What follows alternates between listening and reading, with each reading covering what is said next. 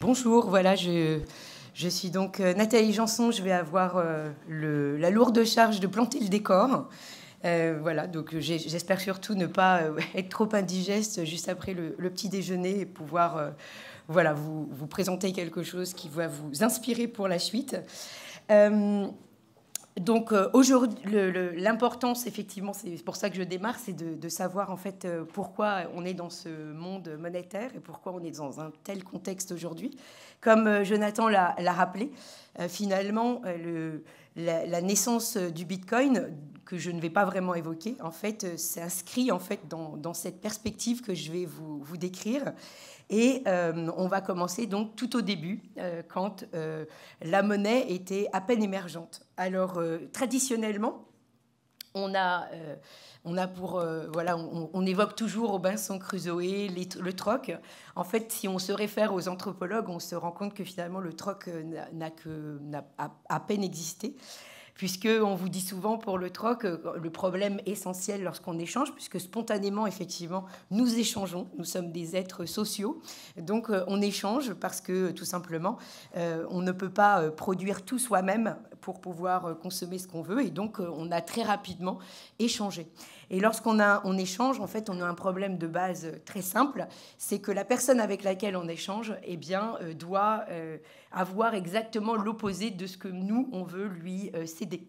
Donc ça, c'est très compliqué. Donc les êtres humains sont quand même assez intelligents, sont un peu feignants d'ailleurs, donc ils repèrent vite comment gagner du temps. Et ils se sont dit, ils ont vite observé qu'il y avait certains biens qui étaient plus facilement acceptables. On appelle ça en fait tout simplement la liquidité d'un bien. C'est-à-dire que si un bien circule plus vite, c'est qu'en fait il est plus facilement demandé. Et très rapidement, quand on s'est aperçu que certains émergeaient, on les a appelés des moyens d'échange, tout simplement. Donc je dirais que le moyen de paiement a émergé très rapidement et c'est devenu assez vite un étalon en fait pour pouvoir baser la valeur, parce que c'était plus facile, encore une fois, pour pouvoir échanger. Si on base l'essentiel des échanges sur une référence, en fait on peut tout exprimer dans cette référence, donc en fait ça va plus vite.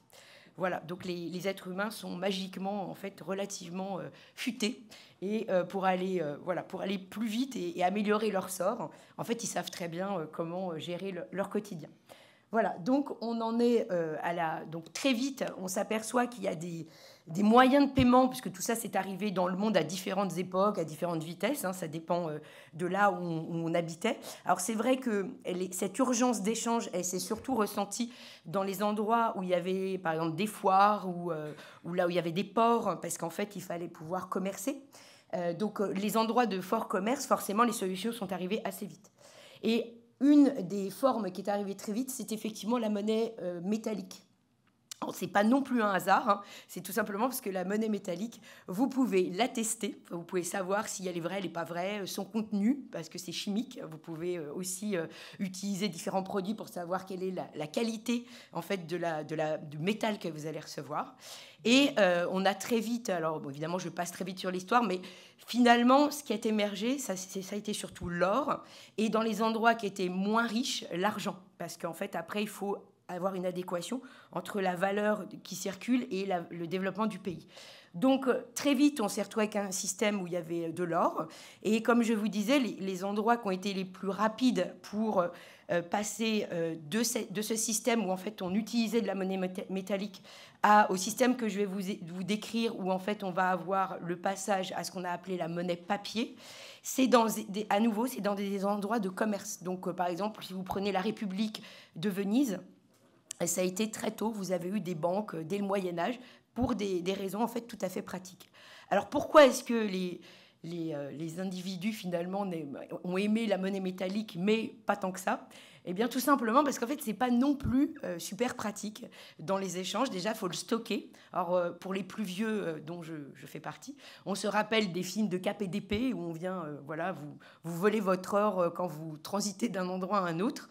Et même chez soi, on est attaqué à cause de ça parce qu'on sait qu'on les stocke. Donc, les individus ils avaient cette préoccupation sur la sécurité et sur le côté pratique d'utiliser l'or dans les échanges. Et dans ces endroits d'intenses échanges comme les ports ou les foires, en fait, vous avez eu des institutions qui ont proposé des services. Souvent, c'était des grands marchands, d'ailleurs. Et ils ont eu cette idée, c'était de dire, bah, écoutez, si vous voulez, vu que moi je suis connue, parce qu'il faut quand même être connu pour prendre en compte ce commerce, vous pouvez en fait me faire confiance et déposer votre stock d'or chez moi, et moi en échange, je vous propose en fait des services de paiement. Alors des services de paiement comment ? Bah, tout simplement, il y avait deux formes essentielles. Ce que vous connaissez, c'est-à-dire des transferts de compte à compte. Hein. Vous avez quelqu'un qui a la même banque que vous et puis vous allez transférer un paiement d'une personne à une autre. Et une autre façon qui était un papier sur lequel c'était un certificat de dépôt d'or. On certifiait que vous aviez bien déposé tant d'or. Et ce certificat, souvent au début, était au porteur, c'était à votre nom. Et donc là, on a les premières formes, on va dire, voilà, où c'est du papier et ce n'est plus, donc c'est ce qu'on appelle la monnaie scripturale en langage voilà, de banque, pour ce qui est des virements. Et puis vous aviez la monnaie papier qui émerge, effectivement, pour rendre le côté plus pratique de l'échange. Ça, c'est un service que l'institution rendait. Donc, comme je vous disais au début, on ne l'appelait pas forcément une banque. Ici, elle ressemble plus à un coffre-fort, finalement, mais elle rend des services de paiement. Donc, à l'époque, c'est comme ça d'ailleurs qu'elle se fait payer. Elle est payée parce qu'elle rend des services qui sont ceux de stocker votre or pour vous. Donc, elle propose des services de sécurité, finalement. Donc ça, c'est la première étape. Et comme je vous dis, en fait, ça a émergé vraiment à différents moments de l'histoire. Et par exemple, en France, on a mis très longtemps avant d'arriver à cette étape, puisqu'on était très méfiant vis-à-vis de la monnaie papier. Il faut dire que les premières fois où on a tenté, ce n'étaient pas les meilleures expériences. C'était les assignats, pour ceux qui se rappellent de leur cours d'histoire. Voilà. Donc on en a gardé un souvenir un peu saignant. Donc on a eu un peu de mal. Alors, ça, effectivement, voilà, c'est ce que représente, ça, schématiquement, c'est ça une banque coffre-fort. Elle a tous les réserves d'or. C'est ce qu'on appelle aussi une banque à réserve à 100%. Vous allez comprendre pourquoi j'utilise ce vocabulaire. C'est parce qu'aujourd'hui, en fait, effectivement, très rapidement, on a basculé dans un autre monde, qui est celui de la réserve fractionnaire, donc qui s'oppose à la réserve à 100%. D'ailleurs, pour la petite histoire, c'est très drôle parce que moi qui enseigne régulièrement ces concepts-là, j'avais l'impression d'être un peu has-been quand j'en parlais il y a 20 ans, parce que réserve 100% fractionnaire, enfin, vraiment, les étudiants, ils en avaient absolument rien à faire. Et en fait, avec le discours, enfin, avec le Bitcoin, en fait, on est revenu à une vraie compréhension de ce qu'est la réserve à 100%, la réserve fractionnaire et la monnaie fiat. Donc, c'est très drôle à quel point finalement le Bitcoin a réouvert une discussion qui n'existait plus sur ce qu'est une banque et quels sont ses fondamentaux au départ. Voilà, donc on va... Alors, à partir de là, en fait, la banque qui stockait l'or, elle s'aperçoit tout simplement, donc là c'est vraiment un business très empirique, elle s'aperçoit finalement que ses clients ont une tendance en fait, à ne pas venir tous en même temps, en fait, avoir retiré leur or pour faire des transactions. C'est-à-dire que majoritairement, ils utilisent des services de paiement, la monnaie papier, d'ailleurs qui, au fur et à mesure, n'est plus au nom de la personne, n'est plus nominatif, mais devient au porteur. C'est-à-dire qu'en fait, c'est celui qui l'a qui peut aller à la banque et dire je veux l'échanger en or ou je veux aller dans un commerce et le faire accepter en paiement. Et à partir de là, la banque s'aperçoit que finalement, elle a un stock qui est relativement, qui reste là, donc il y a un coût, hein, puisqu'il faut effectivement pouvoir protéger ce stock, donc il y a un certain coût à le maintenir aussi. Et elle se dit que finalement, comme elle a ce stock qui n'est pas demandé en même temps, elle va pouvoir, en fait, dans le temps qu'elle va estimer, donc dans cette stabilité, elle va pouvoir peut-être prêter, en fait, ce qui ne bouge jamais. Et c'est comme ça qu'effectivement, on change de modèle. On n'est plus dans une réserve fractionnaire, à 100%, excusez-moi. On bascule dans ce qu'on appelle la réserve fractionnaire. Ça veut dire quoi ? Ça veut dire qu'effectivement, parce que mes clients ne viennent pas tous en même temps réclamer ces réserves en or, moi, banque, en fait, je vais permettre à d'autres personnes de pouvoir faire des transactions en accordant un crédit. Donc, c'est là où, en fait, le crédit va naître. Et voilà, donc je vais passer à la réserve fractionnaire. Donc, on la symbolise, ces crédits, vous l'avez sans doute, certains d'entre vous en ont entendu parler, c'est quand on dit qu'il y avait une base.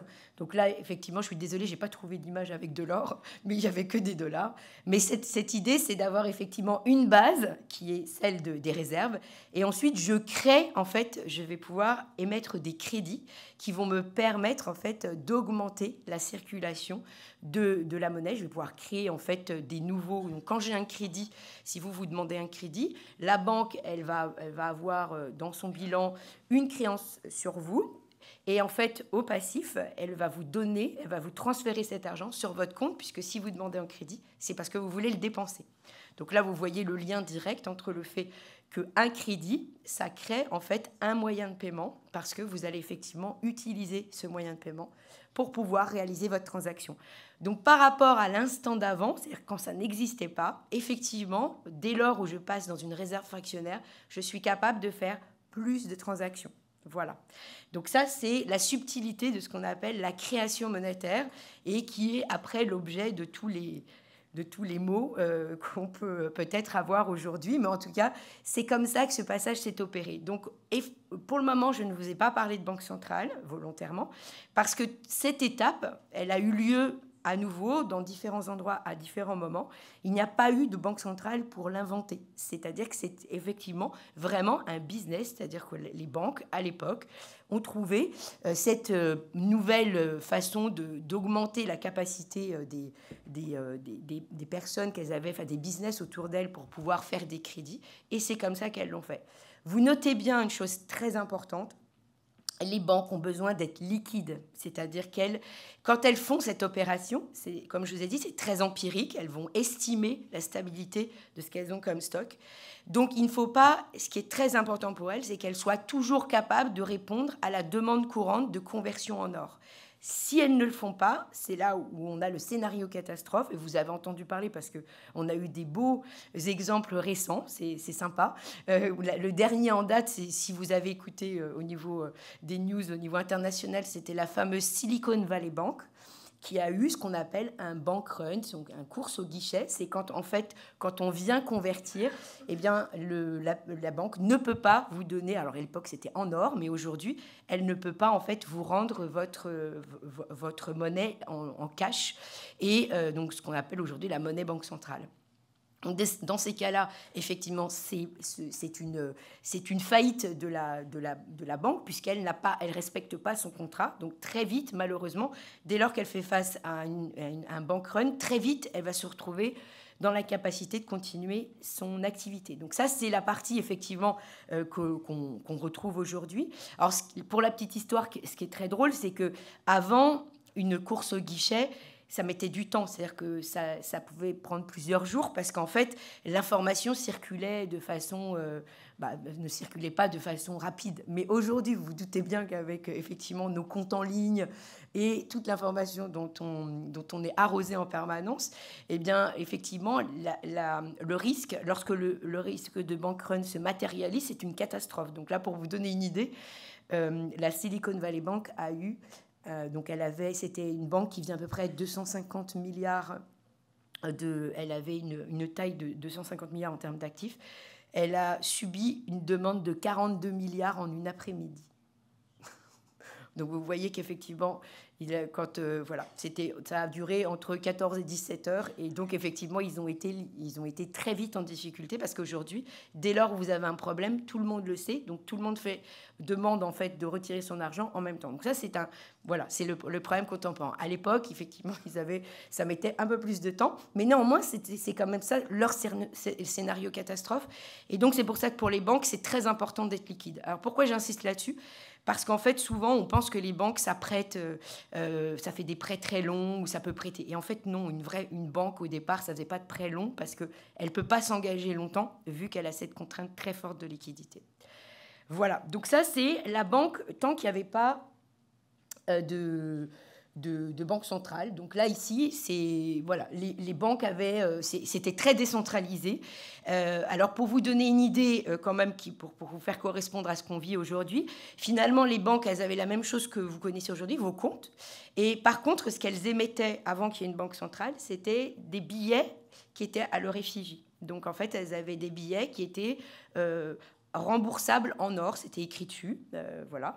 Donc vous pouvez, si vous aviez vous n'aviez pas confiance en la banque ou vous aviez vraiment besoin de payer en or, eh bien vous alliez convertir et on vous remboursait en or. Donc en fait chaque banque avait ses billets et assez vite, parce qu'il y en a qui vont vous dire oui mais c'était casse-pied parce qu'on avait des taux de change entre les banques. En fait c'est pas vrai. Dans les systèmes donc qui ont existé sans banque centrale un peu plus longtemps, donc par exemple c'est l'Écosse qui est un des épisodes les plus grands, eh bien en fait tout simplement les banques ont rapidement compris qu'elles avaient intérêt en fait à accepter un contre un leur billet pour qu'en fait ils circulent plus facilement. Donc en fait tout le monde acceptait le billet de l'autre et finalement tout se passait relativement bien. Alors vous allez me dire mais alors pourquoi on n'était pas dans ce monde-là? Voilà, donc ça c'est la création monétaire comme vous pouvez le voir, qu'on vous symbolise. Hein. Donc vous avez un dépôt, on vous fait un crédit, que vous soyez entreprise ou particulier. C'est ce qui se passe dans les... Voilà, donc vous voyez qu'en fait aujourd'hui, jusqu'à maintenant, c'était effectivement vraiment un système qui s'autorégule finalement et qui s'autorégulait plutôt pas mal. Donc effectivement, la grande question c'est... pourquoi donc c'était, comme vous voyez, un système décentralisé, vous le noterez au passage, c'est important pour la suite, puisqu'effectivement, il n'y avait pas de des banques au-dessus. Alors, il y en avait qui existaient un peu au niveau local, mais elles étaient à un niveau bien inférieur.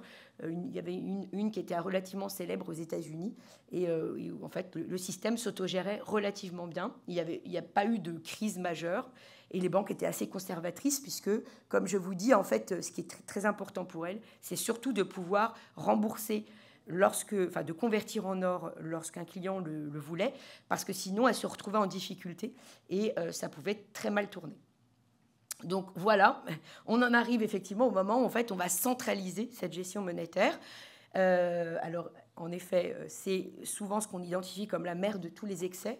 Alors pourquoi? Donc ça, c'est le système tel qu'on l'a aujourd'hui, c'est-à-dire qu'on va avoir la banque centrale qui va être au-dessus des banques. Alors ça veut dire quoi par rapport au système que je vous ai décrit?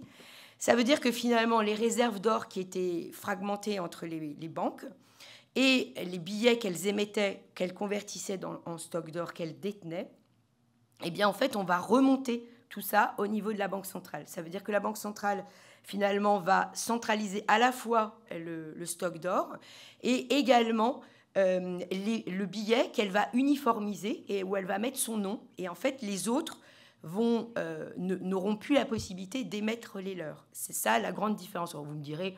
Bon, d'accord, elles n'émettent plus leurs billets, mais elles continuent à avoir des dépôts. On est tout à fait d'accord. Mais ça a son importance pour la suite. Donc ça, c'est arrivé. Pourquoi c'est arrivé? C'est une bonne question. Donc, alors, il y a ceux qui vous diront, c'est parce que c'est bien, ça uniformise la monnaie, ça permet de développer plus rapidement le système monétaire. Tout le monde a confiance parce que c'est la Banque centrale qui inspire la confiance, l'institution. Il y a l'État qui est derrière, etc. En fait, quand vous regardez donc l'histoire, c'est pas tout à fait ça qui s'est passé. Et d'ailleurs, c'est pas du tout caché. Hein. Vous prenez une des premières banques centrales, c'est la Banque d'Angleterre. Donc la vraie première, c'est la Banque de Suède. Donc je vais pas mentir, c'est elle en premier. Mais la plus connue, c'est la Banque d'Angleterre. Elle se dispute la première place à quelques années. C'était la fin du XVIIe siècle. Vous voyez, ça date quand même hein, pour certains pays. C'est pour ça qu'on l'appelle la Old Lady, la Banque d'Angleterre. Et en fait, elle a tout simplement c'est pour des raisons du gouvernement, enfin, en tout cas à l'époque de la royauté. La royauté avait un problème très simple, c'est que à cette époque, ils avaient souvent des stratégies de conquête. Pour financer les stratégies de conquête, il faut de l'argent. Et lorsque l'argent que le royaume a, eh bien, c'est ce qu'il levait en impôts. Simplement, financer une guerre sur des impôts, c'est un petit peu juste. Donc, attendre l'impôt suivant, c'est trop long, parce qu'il faut y aller maintenant. Donc, les royaumes, à l'époque, enfin le roi, à l'époque, devait aller demander aux banques qui existaient de les financer. Donc voilà, ils faisaient leur tour pour aller, comme aujourd'hui on fait un tour de table lorsqu'on a un business pour lever de l'argent, bah, ils faisaient pareil. Et donc, bon, comme c'était le roi, on finissait par lui prêter. Mais quand même, les banques pouvaient dire, oh bah non, et puis bah, le taux c'est ça, ah oui vous êtes sûr, c'est un peu cher, ben tant pis, c'est comme ça. Donc si vous voulez, il y avait des situations de tension. Et donc voilà, les rois n'étant pas stupides se sont dit, ah bah tiens, alors avant ça, ils avaient quand même une technique, hein, avant qu'ils s'adressent aux banques, donc quand on remonte dans des temps plus anciens, c'est qu'en fait, ils diminuaient la quantité d'or des pièces pour se faire de l'argent. Donc en fait, ça c'était un truc assez standard. Vous aviez un louis d'or et puis finalement, bah, en fait, si vous grattiez, vous avez de l'or autour, mais du cuivre à l'intérieur. Donc ça a été la première façon d'essayer de gratter de l'argent pour aller plus facilement.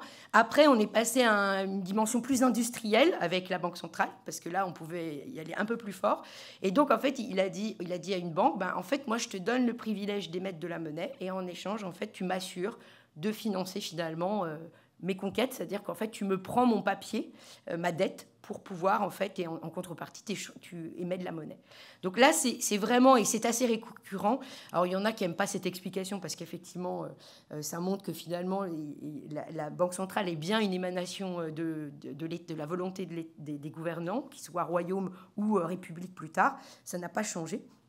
Mais c'est bien ça qu'on lit dans l'histoire. Et puis, je pense qu'en France, on ne peut pas le nier, c'était Napoléon. Alors bon, vous ne pouvez pas me dire que Napoléon n'était pas un conquérant. Hein, donc, et en fait, c'est la même raison. C'est-à-dire qu'en France, on était très arriérés, comme je vous ai dit, on acceptait plein de papier-monnaie parce qu'on avait eu beaucoup de mauvais souvenirs de ce papier-monnaie. Et en fait, lui, bah, il n'arrivait pas avec les impôts. Il avait beau en mettre plus. Il avait constaté que s'il en mettait plus, l'impôt rentrait moins. Il faudrait qu'on leur dise au gouvernement encore aujourd'hui, vous savez, si vous mettez plus d'impôts, ils rentrent moins. Donc, ils n'ont toujours pas bien compris ce concept non plus. Donc, à l'époque, il s'est dit, bah, je ne vais pas m'en sortir. Donc, comme j'ai beaucoup de conquêtes en vue, je vais faire comme l'Angleterre, qui était quand même son grand rival, je vais créer une banque. En fait, lui, il n'a même pas demandé. Il a dit, bah, tiens, je vais en créer une, comme ça, au moins, c'est réglé. Et c'est comme ça, en fait, il a fait des avances sur recettes, tout simplement, de la même façon. Donc, voilà. Donc, ça, c'est vraiment l'étape importante pour comprendre la suite. Alors, c'est vrai que dans d'autres pays, c'est un peu plus... on est plus dans l'ère moderne, au XXe siècle, c'est un petit peu différent. Vous voyez, si vous lisez l'histoire de l'émergence de la réserve fédérale, qui aujourd'hui a un rôle important, c'est pas la même histoire. C'est un peu différent, parce que c'est un grand territoire. L'État se finançait différemment, même si c'est quand même lié, mais c'est moins évident qu'à l'époque de la Banque d'Angleterre ou la Banque de France, où là, vraiment, c'est clair. Le deal, il est clair sur la table. Mais si vous prenez l'Italie, c'est à peu près aussi la même histoire. Elle a émergé au moment de l'unification italienne. C'est qu'avant l'unification italienne, il n'y avait pas non plus de banque centrale. Donc c'est quand même une étrange coïncidence qu'on ait des banques centrales avec des États en fait qui s'organisent. Donc voilà. Donc là maintenant, pourquoi est-ce qu'elle perturbe, enfin pourquoi cette banque centrale effectivement a introduit un peu le ver dans le fruit? Bah, déjà parce que en fait elle va financer non pas parce que les crédits, notamment à l'État, non pas parce que c'est rentable, mais parce qu'il en a besoin. Donc déjà, ici, on a un problème de pourquoi on va créer plus de monnaie dans l'économie qui est là. Et on voit que dans certains pays, c'est vrai qu'il y a certains pays qui m'arrangent beaucoup pour illustrer ce que je veux dire. Si vous prenez l'Argentine, bon, ben voilà, vous comprenez que parfois, l'État est très gourmand, donc il crée beaucoup de monnaie, et il en crée tellement qu'en fait, eh bien, il y a ce qu'on appelle de l'hyperinflation. Donc, dites-vous bien que l'hyperinflation, c'est un changement de prix quand même toutes les demi-journées dans les magasins. Donc, c'est un casse-tête pour les gens qui vivent dans ces pays-là. C'est l'horreur, d'accord? Donc, c'est pas très drôle d'avoir de l'hyperinflation. Mais ça, c'est juste pour vous dire qu'en fait, le problème, après, c'est le curseur. C'est-à-dire jusqu'à quand la Banque centrale va effectivement émettre beaucoup de monnaie. Et comment elle peut savoir combien de monnaie elle émet. Alors, quand elle est effectivement directement orientée par l'État, c'est-à-dire qu'elle est sous le contrôle de l'État, et il y a ce travers-là, c'est-à-dire qu'en fait, l'État qui ne fait que demander des avances, et bien finalement, il va finir par émettre trop de monnaie par sa faute. Et parce que c'est un lien direct entre les deux, c'est ce qu'on appelle la monétisation de la monnaie. C'est ce qu'on souvent vous l'entendez parfois quand on parle de ces excès ou de pays qui subissent ces problèmes-là.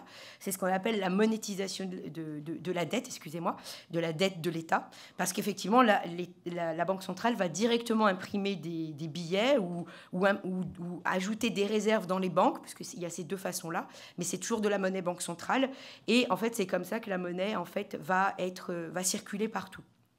Donc ça, c'est ce qui a souvent existé et on a essayé d'y mettre un frein au XXe siècle, notamment avec cette grande croyance qu'on pouvait quand même un peu détacher, parce que on s'est rendu compte qu'effectivement, ça crée des maux, l'inflation.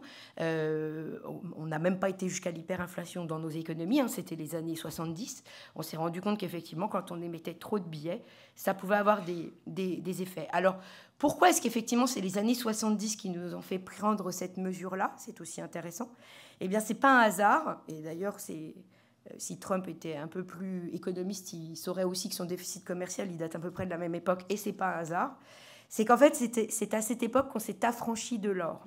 C'est-à-dire que là, dans l'histoire que j'ai racontée, j'étais toujours en or. Hein, d'accord? La Banque centrale, elle avait ses réserves d'or.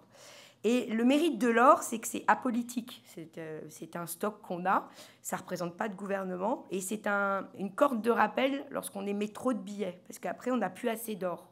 Donc quand on commerce au niveau international, eh ben, en fait, notre stock disparaît, et donc le pays qui a cette banque centrale où il n'y a plus d'or, il est en difficulté. Et donc, il n'a pas d'autre choix que de ralentir, en fait, son rythme de croissance, sinon, en fait, il ne peut plus échanger au niveau international. Cette corde de rappel, elle a été brisée en 71 avec le moment où Nixon a dit officiellement on abandonne l'étalon or. Donc ça, c'est la fin de ce qu'on appelait le système de Bretton Woods. Et à partir de ce moment-là, on est rentré dans une ère où il n'y avait plus de corde de rappel. Donc, ça veut dire quoi? Ça veut dire que finalement, le dollar est devenu la réserve, souvent au niveau international. Chaque pays avait dans leur bilan, c'était plus l'or qui était important, mais c'était ce qu'ils détenaient en contrepartie de ce qu'ils émettaient. Alors, ça veut dire quoi? Si je fais un crédit à l'État, même indirectement, je vais avoir des bons du Trésor, des obligations d'État dans mon bilan. Et c'est ça qui fait la valeur de ce que je vais émettre de l'autre côté de mon bilan.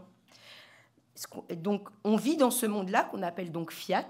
C'est pour ça qu'aujourd'hui, grâce au Bitcoin, on sait que c'est ça, fiat. Fiat, ça veut dire qu'on vit dans un monde de dette. C'est-à-dire que la valeur de ce que j'utilise en paiement, elle repose en fait sur la capacité de ces dettes à être remboursées.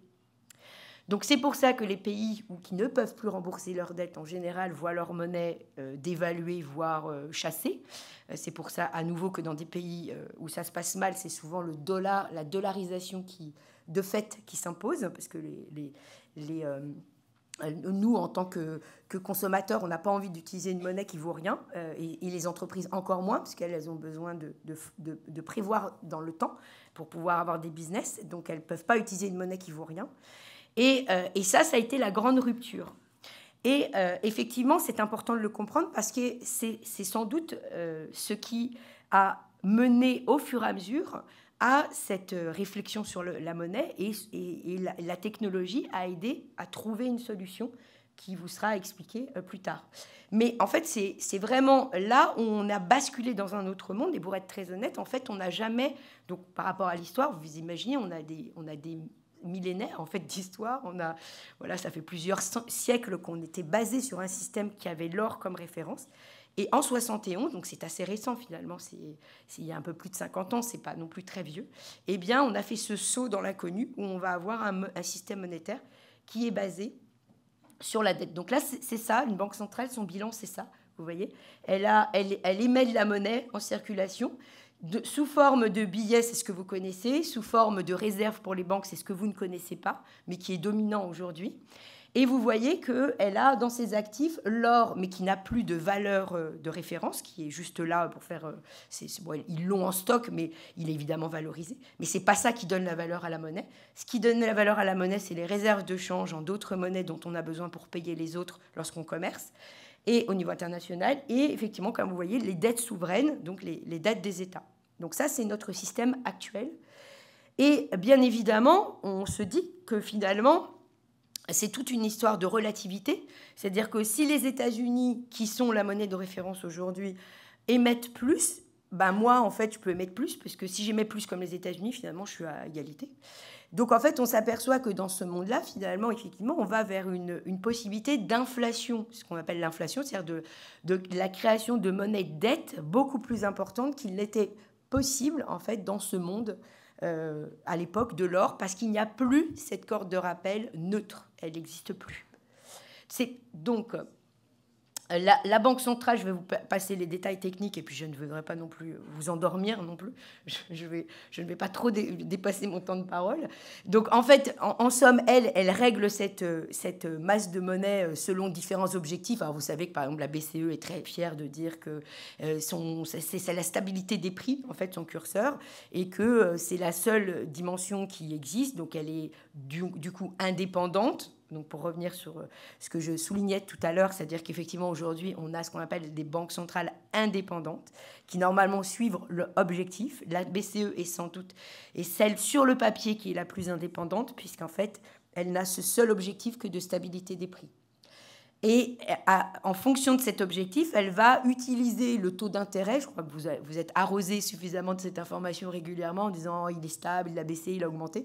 Ben voilà, en fait, c'est tout simplement pour gérer cette quantité en fait de monnaie qu'elle va émettre, parce qu'elle va accepter plus ou moins de dettes, en fait, selon le taux, à son actif. Donc, la Banque centrale, c'est son job. Alors, on dit que la Banque centrale européenne est plus indépendante pour cette raison. On dit que la banque de réserve fédérale américaine l'est moins parce qu'en fait, elle a un double objectif. Elle a l'inflation et le taux de chômage, en fait. Elle a donc deux objectifs elle peut prioriser un sur l'autre. Donc là, dernièrement, dans la presse, pour ceux qui suivent les news financières, avec le chaos créé par Trump, on avait eu plusieurs nouvelles là-dessus en disant Jay Powell, qui est son responsable, qui est son directeur, est en difficulté parce qu'il va se retrouver dans une économie où il y a toujours des pressions d'inflation, objectif, mais il va peut-être y avoir une récession, peut-être du chômage. Donc lui, il va se retrouver dans une situation pas très confortable. En fait, il a les deux en même temps, plus Trump qui le traite d'idiot et qui veut que son taux baisse. Et vous avez compris pourquoi il veut que le taux baisse, parce que du coup, ça fait financer plus facilement la dette américaine et donc imprimer plus de billets. Voilà, pour faire court, c'est la situation. Donc effectivement, aujourd'hui, nous sommes dans ce qu'on appelle une situation de monnaie débridée. Donc là, je vais vous déprimer, mais pas trop quand même, hein, parce que sinon après...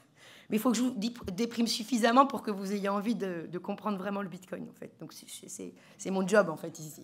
C'est pour vraiment vous convaincre, finalement, le Bitcoin, effectivement, c'est intéressant. Alors ça, ça donne un peu le vertige, d'ailleurs.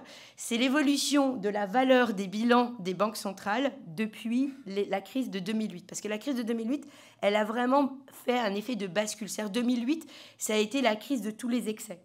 Et vous avez entendu parler que les banques centrales, en fait, faisaient ce qu'on appelle la politique d'assouplissement monétaire. Vous avez peut-être entendu plutôt quantitative easing, enfin, différents termes un peu barbares utilisés pour dire que finalement, elles ont beaucoup injecté de liquidités. Ça veut dire quoi ? Elles ont imprimé, elles ont, alors évidemment pas tant de billets parce qu'on les utilise plus beaucoup, mais elles ont distribué beaucoup de réserves aux banques commerciales pour qu'elles distribuent beaucoup de crédits.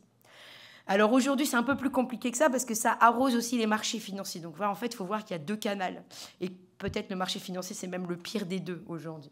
Mais ce que vous voyez surtout, c'est l'envolée de leur bilan. Je pense que c'est surtout ça qui doit vous marquer quand vous regardez. Et là, on a le Covid qui a redonné, en fait, qui a remis une couche parce qu'on a eu 2008, mais en fait, le pire, c'est le Covid. Alors, vous voyez que pour le système en orange, qui est la BCE, en fait, elle s'accélère après 2015, c'est normal, parce que c'est là où on a vraiment commencé le vrai quantitative easing avec la crise grecque.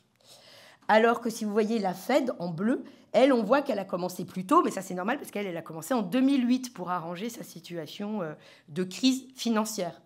Et vous voyez que le pic est toujours assez joli, d'ailleurs, en 2020, lors du Covid. Et évidemment, en fait, la meilleure de toutes, c'est quand même la Banque du Japon. Il faut quand même reconnaître sa capacité. Et il faut savoir que la Banque du Japon, elle n'en est pas à son premier coup, puisque c'est elle qui a inventé l'assouplissement monétaire, puisque à l'issue d'une grande crise qui a eu lieu dans les années 90, ça a été son moyen. Ce n'est pas une théorie, l'assouplissement monétaire, c'est rien de théorique. C'est une politique monétaire qui a été décidée en se disant que il fallait injecter. Voilà. Et que comme effectivement on est dans ce régime où finalement on n'a pas de corde de rappel, on injecte puis on voit ce qui se passe. Et ça a été le cas du Japon. Il ne s'est pas passé grand-chose parce qu'ils sont toujours à un taux de croissance qui est très très faible. Pour vous donner encore plus les frissons, c'est mieux en pourcentage en fait du PIB. Quand vous voyez l'envolée des bilans des banques centrales, vous voyez que la banque centrale du Japon, c'est quand même la record woman entre toutes, puisqu'elle s'est envolée à 130%. En somme, elle détient l'économie japonaise. En fait, elle la tient à bout de bras, si vous voulez. C'est un peu l'image que vous pouvez avoir. Mais le problème, c'est qu'en fait, il ne se passe rien. C'est-à-dire que le problème de ce système, c'est qu'on appelle ça le système d'étouffement. C'est que finalement, il ne se passe rien dans l'économie parce que tout est bloqué par la Banque centrale et il n'y a pas d'innovation qui est financée finalement par le système privé. Et nous, on est pas mal, parce qu'on est arrivé à... Alors ça, maintenant, c'est un peu plus bas, puisqu'on a quitté cette politique de quantitative easing. Donc, on est quand même allé jusqu'à 61% de notre PIB. Il faut savoir que, par exemple, les bons du Trésor français, représentés, les OAT, la Banque centrale européenne, elle en a détenu jusqu'à un quart pendant le Covid. Elle détenait un quart de notre dette. Donc aujourd'hui, c'est moins, parce qu'on a fini cet épisode, mais néanmoins, c'est encore un acheteur important. Et les États-Unis, mine de rien, même si c'est des chiffres élevés, c'est quand même ceux qui ont le moins donné en termes de pourcentage, en tout cas du PIB, mais eux, parce qu'en fait, leur croissance est restée soutenue pour des raisons que je n'aborderai pas ici, mais en tout cas, voilà. Mais ça, c'est pour vous donner, en fait, je vous ai planté le décor. Le système monétaire, il a évolué, et en fait, la rupture majeure qui s'est opérée dans ce système, qui était relativement très empirique dans son développement, et en fait, les étapes sont venues au fur et à mesure pour accommoder, en fait, le financement des entreprises. Il a été, donc certains diraient, dévoyé, effectivement en 1971, lorsqu'on a imposé la fin de ce rappel de ce système en or, qui était pourtant ce qui permettait de réguler, en fait, de façon plus pragmatique, en fait, la quantité de monnaie. Et à partir du moment où on l'a enlevé, cette corde de rappel, on voit qu'effectivement, on a des épisodes de plus en plus fréquents d'inflation, d'hyperinflation. Parce que si vous regardez l'histoire monétaire jusque dans les années 60, c'est la déflation qui marque plus que l'inflation dans les différents pays, et surtout au 19e siècle. Et en fait, c'est des épisodes beaucoup moins importants. Alors, je vais aussi quand même réserver mon propos. Il est vrai qu'aujourd'hui, nous avons un marché financier très développé qui ajoute à la complexité, qui n'est pas forcément mauvais. Enfin, je ne vois pas le marché financier négativement. Mais par contre, effectivement, il ajoute une dimension dans la crise que nous n'avions pas avant et qu'effectivement, il n'y avait pas avant. Donc, il faut aussi recadrer le propos. Mais néanmoins, c'est assez flagrant que l'inflation est revenue de façon multiple. Alors aujourd'hui, certains me diront, mais elle est nulle, parce qu'avec tout ça, ce qui s'est passé, vous voyez, le pourcentage de monnaie qui a été créé par rapport entre 2008 et 2020, on devrait être tous en hyperinflation. Eh bien, évidemment, non. C'est là où sinon, c'est pas drôle. En fait, pourquoi est-ce qu'aujourd'hui, finalement, malgré tout ce qui a été créé, on n'est pas tant que ça en inflation ou en hyperinflation? On en a connu quand même en 2022. C'est parce que parallèlement, on s'est globalisé et qu'en fait, on a de l'inflation quand on n'a pas beaucoup de produits, de biens et services à acheter. C'est-à-dire qu'on a beaucoup de monnaie, mais on n'a pas beaucoup de production. Donc, comme on s'est globalisé, en fait, la production s'est mondialisée. C'est beaucoup plus facile d'aller acheter n'importe où, n'importe quand, ce qu'on veut. Donc, effectivement, aujourd'hui, on voit moins l'inflation. Et ce n'est pas un hasard si on l'a vu en 2022, parce qu'il y avait des ruptures de chaînes de production. Donc, notre production, elle s'est retrouvée plus limitée que d'habitude. C'est pour ça qu'elle est apparue. Et aujourd'hui, l'inflation, en fait, elle se voit surtout sur les marchés financiers, mais qu'on ne prend pas en compte dans la mesure, puisque ce n'est pas l'indicateur. Quand on vous mesure l'inflation, on mesure l'indice des prix à la consommation. Donc, tout ce qui se passe sur le marché financier n'existe pas. Or, quand vous voyez l'évolution, j'aurais peut-être dû vous l'ajouter, du marché financier depuis 2008, vous voyez bien que la liquidité, elle est vraiment allée quelque part. Voilà. Et d'ailleurs, elle n'a pas eu que des bonnes conséquences sur le marché, effectivement, des crypto-monnaies à un certain moment. On peut voir des liens de cause à effet. Voilà, donc je ne vais pas continuer davantage. J'ai rempli mon contrat des 40 minutes pour vous laisser poser des questions si vous le voulez maintenant. En tout cas, voilà, ça c'est le décor planté pour vous annoncer effectivement la suite et pourquoi effectivement, dans ce contexte-là, eh bien, et par contre, ce n'est pas arrivé par hasard, je vais juste faire la petite transition. C'est-à-dire que la critique de ce système est assez vieille. Hein. Il y a des penseurs libéraux, évidemment, qui ont écrit des critiques sur le système monétaire actuel. Et pour boucler sur la suite, effectivement, Milton Friedman, donc grand libéral, qui était préoccupé par ce système qui semblait pour lui s'emballer et où il voyait le gouvernement comme étant effectivement un agent perturbateur, avait fini son cheminement intellectuel en disant, dans une de ses dernières vidéos, « J'ai foi en l'informatique pour enlever la décision humaine dans la gestion monétaire et la remplacer par le code informatique. » Voilà, donc c'est une transition toute faite pour la suite. Mais vous voyez bien que ce sont des préoccupations qui étaient là. Et effectivement, le Bitcoin et tout le reste n'est pas arrivé par hasard. C'est-à-dire que ça a été nourri d'une critique du système monétaire tel qu'il s'est développé au cours du temps. Merci beaucoup.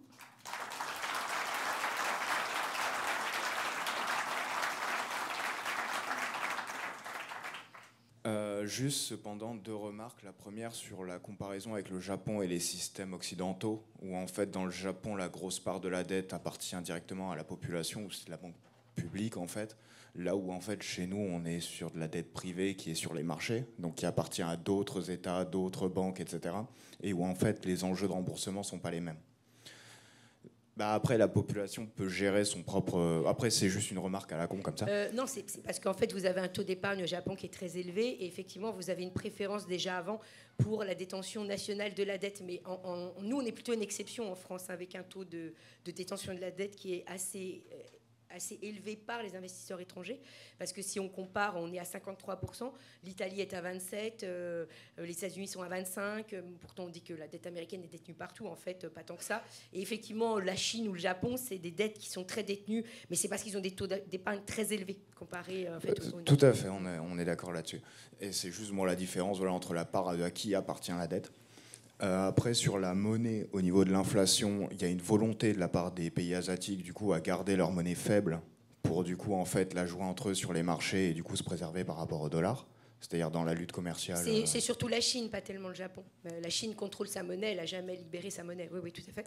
Et après, juste un dernier point aussi sur la notion de risque, en fait, qui n'a pas vraiment été abordé dans l'existence et le rôle de la monnaie, où en fait, en gros, c'est l'intérêt de la monnaie au-delà de fluidifier les échanges et dans le crédit, là où l'usure vient en fait pour rémunérer le risque qui est pris auprès du capital face à la perte lors de l'investissement. C'est-à-dire qu'en fait, celui qui n'a pas d'argent a tout intérêt à faire des choses pour en avoir, pour pouvoir vivre. Celui qui en a n'a pas besoin puisqu'il possède déjà. Oui, mais ça fait partie. Enfin, je sais pas parce que vous possédez déjà que vous n'allez pas vous projeter ou faire. Enfin voilà, l'économie de la rente, elle est pas forcément. Enfin, elle n'intéresse pas tout le monde. Hein, donc il y a des rentiers qui ont envie quand même de faire des projets. Donc ça, c'est voilà, c'est pas. Et ici, le taux d'intérêt par rapport à le coût de la monnaie, c'est le coût en fait de pouvoir l'utiliser pour faire autre chose. Donc il y a un coût d'opportunité à la détention de la monnaie de toute façon. C'est un coût plutôt qu'un revenu. Mais voilà, donc je pense pas qu'il y ait d'influence de savoir qui veut être rentier ou voilà, tout le monde n'est pas rentier sur Terre. En fait, c'était surtout un propos sur la notion même de risque. Et en fait, la monnaie, elle n'est pas risquée, elle lie en fait, hein, elle rend des services, c'est tout, elle rend des services de transaction. C'est des échanges qui sont indirects et qui en fait sont plus efficaces que des échanges directs. Donc elle ne fait que rendre en fait, elle rend, c'est un intermédiaire qui rend liquide en fait des choses qui ne le sont pas. C'est celle qui est la plus liquide, c'est tout. Mais on pourrait, il y en a qui prédisent d'ailleurs à l'avenir que la tokenisation des actifs remplacera la monnaie par exemple. Parce que si on arrive à rendre liquide tous les biens, finalement, on n'aura plus besoin de cet intermédiaire. Parce qu'effectivement, économiquement parlant, un intermédiaire, c'est un coût supplémentaire dans l'échange. Or, en fait, il résout un problème qui est trop compliqué, qui est celui de je t'échange ça contre ça, mais moi, je veux pas ce que tu as, donc il faut que je trouve quelqu'un qui soit comme moi, enfin, qui est le désir inverse. Et c'est pour ça qu'en fait, la monnaie est née. Mais on pourrait effectivement projeter un monde de science-fiction qui peut-être ne sera pas de science-fiction, qui va arriver vite, où en fait, on pourra échanger n'importe quoi contre n'importe quoi parce qu'on tokenise, par exemple. Bah ça, on verra ça.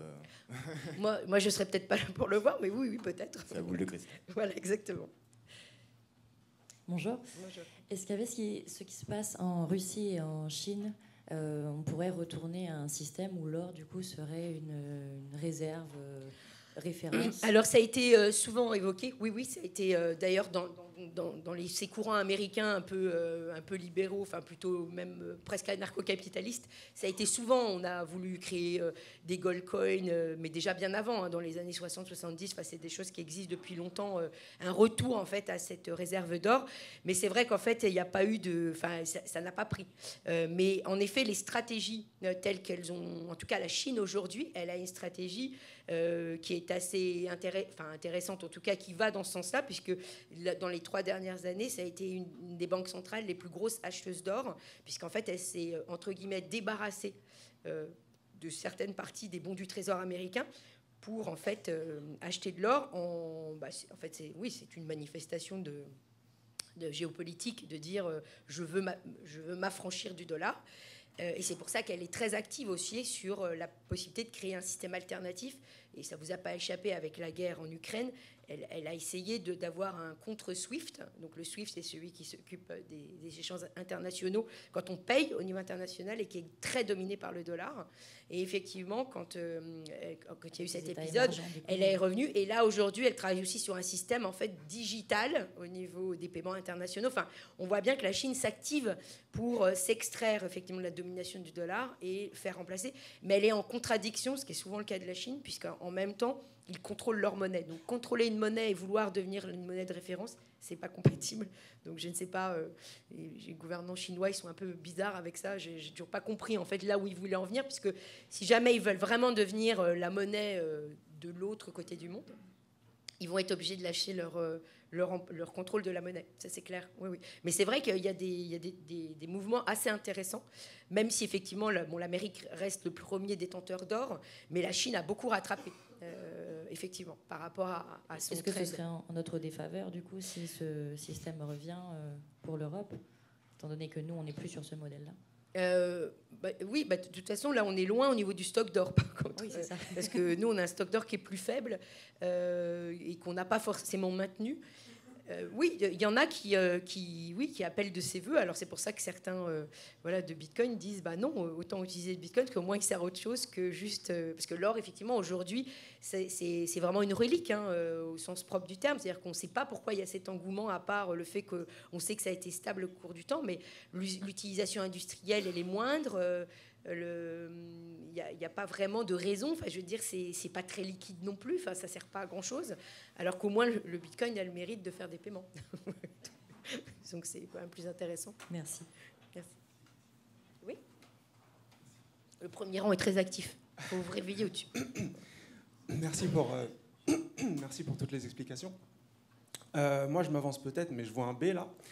Donc, je me dis, si le Bitcoin s'impose effectivement, comme on essaye tous de le dire, est-ce que ça ne créerait pas une nouvelle crise, justement, parce que toutes les banques, est-ce qu'elles vont couler ou est-ce qu'elles vont continuer de fonctionner? Et si les banques coulent, pour moi, ça va créer énormément de chômage. Est-ce que ça ne créerait pas une nouvelle crise, si on arrive jusqu'à là? Alors, je pense que pour qu'il s'impose, par exemple, quand on regarde les pays où en fait finalement ils se sont contre eux, ils sont arrivés assez vite à Bitcoin. Donc c'est les pays en fait où il y avait du désordre monétaire. Donc à nouveau, sans être lourde, c'était Venezuela, évidemment l'Argentine et puis le Liban. Moi, j'adore avoir des élèves dans mes cours qui viennent de ces pays-là parce qu'en fait, ils font la leçon à tous les étudiants européens qui sont dans la salle en disant « Non, mais vous n'avez rien compris. On va vous expliquer, nous. » Et parce qu'eux, ils comprennent pourquoi c'est utile. Alors, même pas tant dans la stabilité, eux, c'est parce qu'en fait, comme souvent dans des pays instables comme ça, on saisit les avoirs.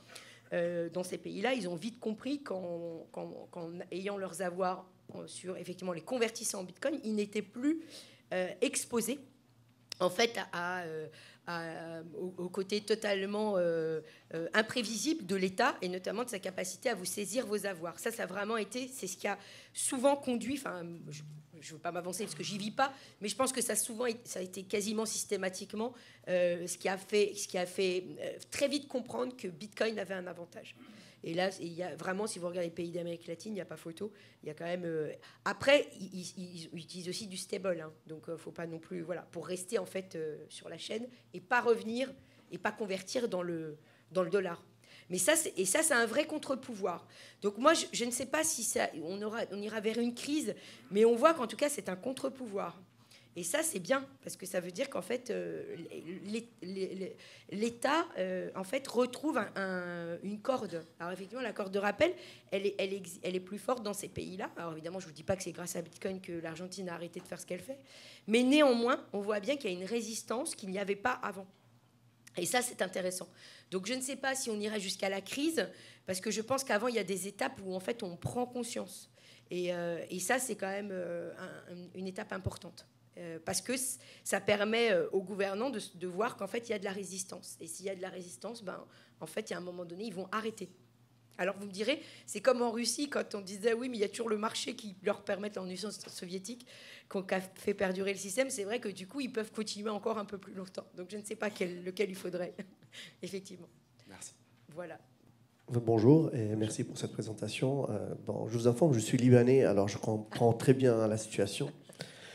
De quoi vous parlez, mais en fait, je pense qu'il y a une autre dimension de la monnaie qu'aujourd'hui qu'on utilise, c'est aussi de contrôler le tiers-monde. C'est qu'aujourd'hui, la monnaie américaine fait qu'on exploite des pays à pas cher, à très bas coût, et nous, on garde aussi ce système parce que depuis quelques années, on a le pétrodollar. Et effectivement, on a commencé à travailler avec... je pense l'or, c'est ancien, c'est de l'ancienne époque. Faire des réserves d'or, ça ne sert à rien, presque, aujourd'hui. Ce qui sert aujourd'hui, c'est faire des réserves de NVIDIA plutôt. Pour les calculs, dans le monde digital qu'on vit dedans et tout ça, je pense qu'on est plus sur des tendances, qu'on a des puissances de calcul, des puissances électriques, de l'énergie. Je pense que la monnaie de demain, c'est de l'énergie, c'est plus qu'une capacité qu'on a autant d'or, ça sert à rien. Bah, en fait, l'or, c'est plus, si vous voulez, c'est plus utilisé comme un stock de réserve, quoi. Voilà, on ne va pas utiliser l'or, mais par contre, ça permet de limiter, pour ceux qui pensent que la monnaie doit limiter. Quand on parle d'argent, aujourd'hui, quand on parle d'argent, pour des gens qui voyagent assez régulièrement, ben, OK, on a la valeur de $, qui est la valeur de référence. Mais pour les pays de tiers-monde, l'autre partie du monde aujourd'hui qui contient 4 ou 5 milliards d'êtres humains, ces gens-là, aujourd'hui, ils te disent vaut mieux ne pas avoir de dollars, voire autre chose. Effectivement, c'est là où ça vient, tout ce qui est lié au blockchain. Parce qu'il ne faut pas oublier une chose très importante. La création de Bitcoin, comment c'est arrivé? Ah non, mais on ne va pas anticiper. Parce que là, mais parce qu'on a, on a pas très dévoiler les secrets bloc tout de suite, zéro. là, parce que sinon, c'est pas bon. On a le bloc zéro, j'invite tout le monde à le lire et le relire. Et effectivement, je reviens au monsieur qui est devant. Effectivement, il y a une nouvelle crise qui va arriver. Ça, c'est sûr. Tout est question de temps.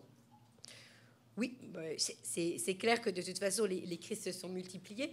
Mais il est vrai, moi comme je suis très humble par rapport au potentiel développement et à l'innovation, je ne sais pas ce qui émergera. Mais il est clair qu'aujourd'hui, la technologie, comme je disais tout à l'heure, fait entrevoir d'autres façons d'envisager les échanges. C'est clair et net. Mais maintenant, je ne peux pas, voilà, je ne suis pas Monsieur Soleil, donc Madame plutôt, ou j'ai pas de genre en fait, et donc je ne sais pas, voilà.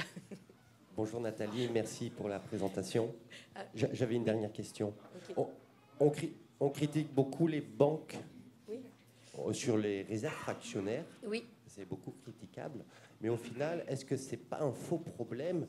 Est-ce que c'est pas le fait de systématiquement sauver ces acteurs-là qui font n'importe quoi? Oui, Oui, oui, c'est ce que j'ai essayé de vous donner comme message. C'est-à-dire qu'en fait, c'est pas tellement la banque elle-même qui est critiquable, c'est le système tel qu'il est organisé aujourd'hui. Et effectivement, on a beaucoup déresponsabilisé les banques en ayant cette banque centrale qui, effectivement, a mis un peu le verre dans le fruit. Mais moi, les banques, je n'ai pas de problème avec elles. Le problème que j'ai, c'est effectivement plutôt sur la structure pyramidale du système. Merci beaucoup, en tout cas, et merci pour vos questions.